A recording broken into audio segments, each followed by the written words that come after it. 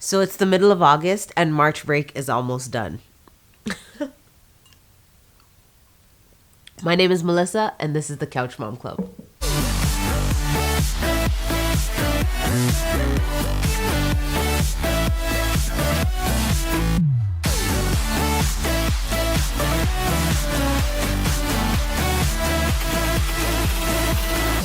I just read that meme somewhere. It's funny. Well, it's not funny when you think about why that is a meme. It's not funny.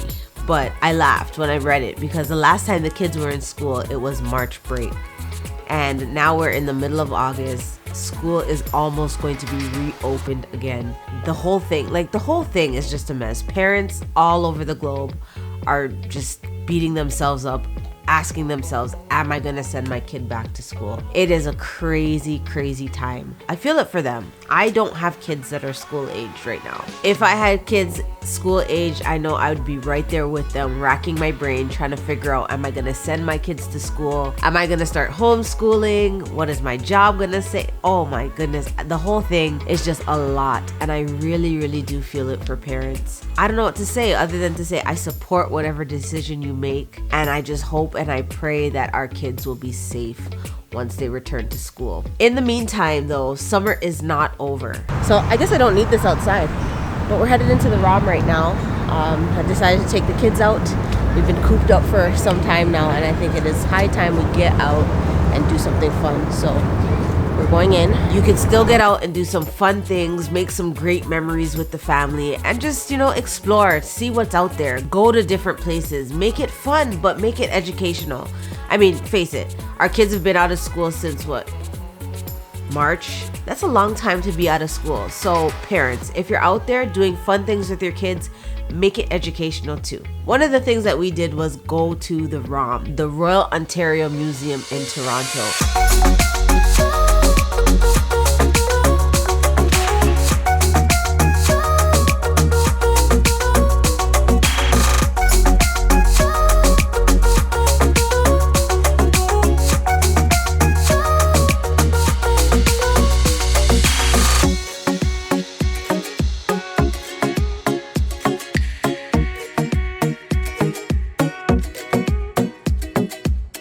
It was so much fun. And because of all the artifacts and all of the sculptures and all of the exhibits and all the information from corner to corner, it was also educational. Now, I don't have kids that are school age, but they are never too young to start learning. So we went as a family. My mom came too, and my kids' godparents were there as well. And it was just a fun time. We went mainly to see the dinosaur exhibit because my son just loves dinosaurs. So we're here at the dinosaurs, and I think this is Teo's favorite part. And apparently Noel's too. Like as soon as we opened the door, he was like, you see the dinosaurs, you see the dinosaurs. He was so excited. They're pretty cool. I can't say half of the names, like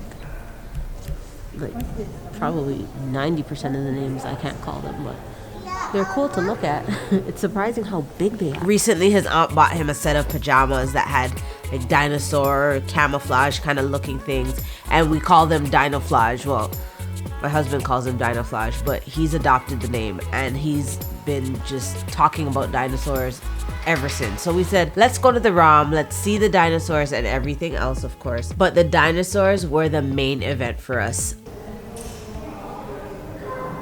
What? Of course, the time that we decided to go was first thing in the morning. Now, I didn't get out of the house until about 11, which got us there at around noon. But we went right smack in the middle of when Teo would have gone down for his nap. Anytime that we decide that we're gonna go out, we always have to ask those questions. Are we gonna go before his nap? Are we gonna just skip the nap? Or what are we gonna do? But because of the nature of the trip, we decided let's forego the nap, get on the road. Hopefully he sleeps in the car. He didn't. And then we'll get there and then we'll work it out. Of course, when he doesn't nap, sometimes his behavior can be a little bit challenging, to say the least. We decided to take the risk anyways. Noelle, we assumed would sleep the whole time because she always sleeps right through anything that we're doing. This time, both of the kids were awake and pretty alert the whole entire time. In fact, Teo did not skip a beat. He didn't rest at all. He was in everything. He was seeing all the things, asking all the questions, running up and down. We tried to get him to stop running because after all, it was a museum and we didn't want him to knock anything over. Up there. Up there. Do you know how to say rhinoceros? Yeah, Rhinoceros. Okay, let's go look at it. So as I said, we went to see the dinosaurs mainly. And I think my favorite dinosaur out of all of them was the Wendiceratops. Now I had to Google that to say it properly because when I read it on the paper, I was like, okay, what? But Google says that you say it like this, Wendiceratops, and that was something that I learned. And I think I love the Wendiceratops because of the way that she looked. Now, of course, there's both male and female Wendiceratopsi, ceratopsin. Anyways, there are male and female Wendy's. I call her Wendy, of course, because Wendiceratops, Wendy. And I assumed that she was female because she just looked like a wise grandma. And I think that's what I gravitated towards. She just looks like she has that old, just out of the rollers hairstyle. And she has so much wisdom in her face. Of course, the wrinkles and all of that might add to it. But her overall look, to me, Wendy was Grandma Wendy of the Wendiceratops family. And it reminded me of the movies that I used to watch as a kid. Land Before Time. Like, I watched all of the Land Before Time movies and I loved them. And it just kind of brought me back to the times when we used to go to the ROM on school field trips and the times when we used to just spend hours and hours watching these fun movies and just thinking about what it would have been like to live on the earth when the dinosaurs were still here. What? What's behind me? It's big. What do I do? Should I look? Okay, look. It was crazy fun, but it was a lot of walking. We didn't skip out on anything. We went everywhere in that museum. We took a short break to have lunch and we left the property because the lunch there was expensive. 2 bags of chips, 1 frappuccino, like a cold frappuccino drink, and a bottle of water for $17. We ate, we came back, and it was like we just jumped right back in. We did all 3 floors. We looked at everything. I don't think there's a thing that we skipped. We just walked through, we took our time. And because it was so quiet, we were able to really take the things in and, read all of the exhibits and see some of the things that we hadn't seen before. There are a few things that were closed down because of COVID, of course. One of those things was the Winnie the Pooh exhibit. We wanted to go so bad. We saw the signs outside and we got excited and we were like, we're going to see Winnie the Pooh. But when we got in, they said that it wasn't open until September. So that was one of the things that we didn't get to see. But that's okay, because that just means we get to go back.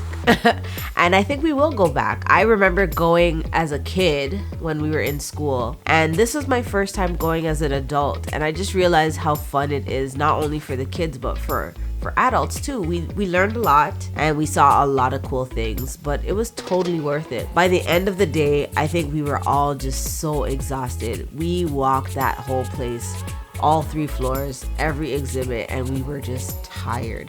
I think Teo felt it the most because he didn't have his nap, but his behavior was excellent. He did not have any meltdowns and he did not act out of character or show any signs that he was too tired and couldn't handle it. He was right in with everybody else doing his thing, but by the end of it, he was done. By the time we sat down in that car, I felt like Wendiceratops. I was done. Like, my legs were just, it was crazy, but it was totally worth it. I would recommend go to the ROM, check it out, bring your family, bring your kids, make it fun and make it educational.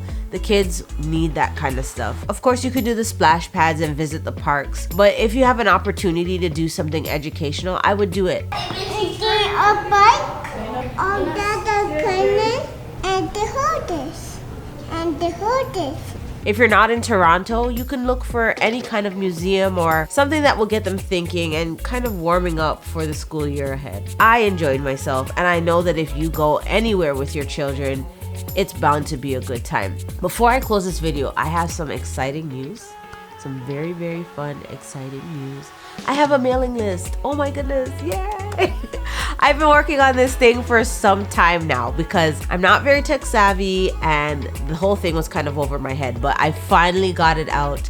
I will put the link in the description and I want you to sign up. This is just another way for you to be plugged in, for you to get a first glance of what's happening on the Couch Mom Club, for you to just stay connected and stay plugged in. That link will be in the description so you can stay connected with me. Of course, that's club members only, so you definitely want to join the club, click the subscribe button, and hit the bell so that you're notified when I post new videos. And of course, follow me on Instagram and on Twitter, and I will see you in the next video.